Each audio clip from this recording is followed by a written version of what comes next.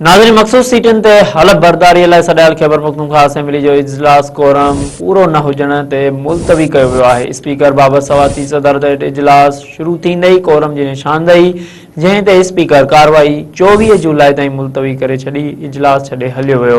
इजलास मुलतवी करण ते मुखालिफ़ धुर एहतजाज कंदे स्पीकर जी डाइस आॾो नारेबाज़ी कई।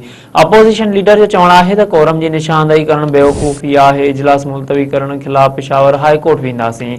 नाज़रीन असां हिकु भेरो ॿीहर ब्रेकिंग न्यूज़ ॾेई रहिया आहियूं त मखसूस सीटनि ते हलफ बरदारीअ लाइ सॾायल ख़ैबर पख्तूनख्वा असेंबली जो इजलास कोरम पूरो न हुजण ते मुलतवी कयो वियो आहे। स्पीकर बाबति सवाती सदारत हेठि इजलास शुरू थींदे ई कोरम जी निशानदही, जंहिं ते स्पीकर कार्रवाई 24 जुलाई ताईं मुलतवी करे छॾी, इजलास छॾे हलियो वियो। इजलास मुलतवी करण ते मुखालिफ़ धुर एहतजाज कंदे स्पीकर जी डाइस आॾो नारेबाज़ी की। अपोज़िशन लीडर जो चवणु आहे त कोरम जी निशानदही करणु बेवकूफ़ी आहे। इजलास मुलतवी करण ख़िलाफ़ पेशावर हाई कोर्ट वेंदासीं।